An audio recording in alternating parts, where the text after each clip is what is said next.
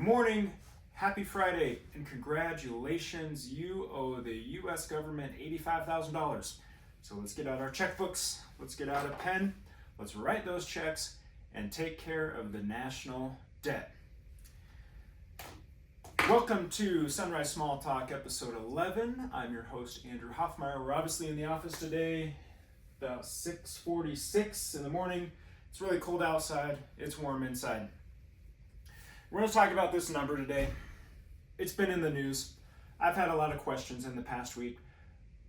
We reached the debt ceiling. We're going to run out of money. And once again, the world is going to end.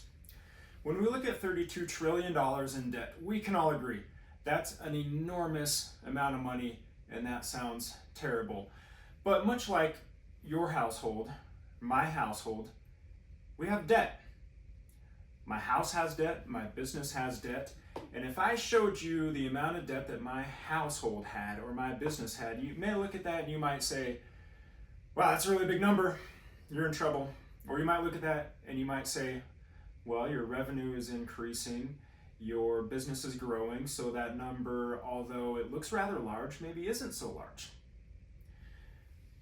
In order to put this into perspective, we need to look at debt to GDP, as well as tax revenue to debt. Think of tax revenue, that's a positive. We're in the mind of the government right now, so we're collecting tax revenue. So normally we look at the word tax and we think that's bad, that's cash outflow. We're the government right now, so that's a cash inflow, so we like that. Okay, I get it. I know what you're all thinking right now. You're thinking, this doesn't make any sense because I need to see some cars as an example. Otherwise, I'm not going to comprehend this. So don't you worry. I've got some cars, and they're going to represent our economy as well as our debt. They're going to represent two things. I made this out of Legos on Friday night because most 40-year-olds play with Legos on Friday nights. Okay, my chart, which isn't to scale, I understand, I get it, you may not like it, but it's just a concept, it's just a visual representation. It goes back to 1970, and it looks at a few things that we'll get into. 1970, here's our car, it's a little micro machine. Okay, it's bigger than a micro machine, but this is what I have, hopefully you can see that. These are all Christmas presents from my wife, because I'm 5. So that's our economy, that's our debt in the 70s. 80s, 90s, it all got a little bigger. 90s, 2000, everything got a little bigger. More debt, larger economy, larger GDP figures.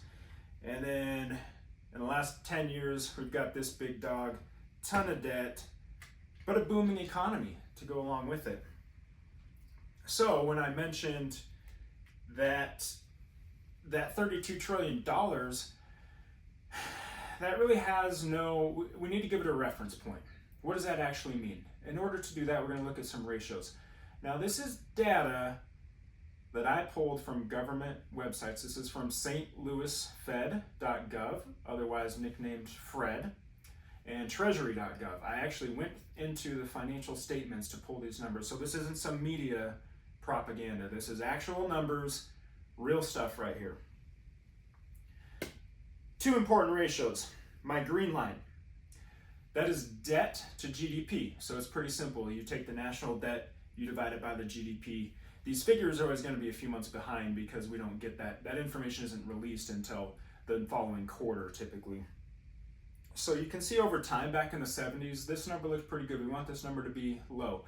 Ideally, it should be about 70%, which would be about that dotted line right there. So we were below that in the 70s, 80s, maybe into the 90s, and that's great. And then we sort of ballooned up above it, but what's important is the tail end.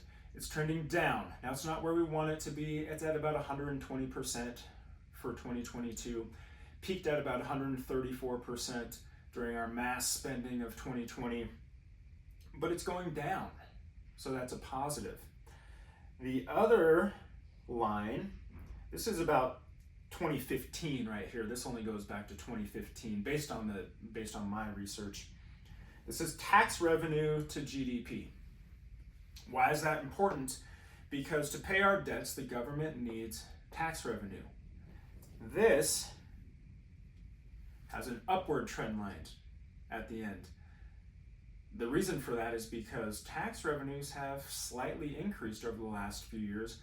4.9 trillion is kind of the estimate for 2022. So I'm not here to say this is a pretty picture by any means. We really want this green line to come back down to that 70%. We want our debt to be about 70% of GDP, and we're a long ways from that. Don't you worry, the government has put together a 75-year plan where we need to do some combination of spending less or bringing in more.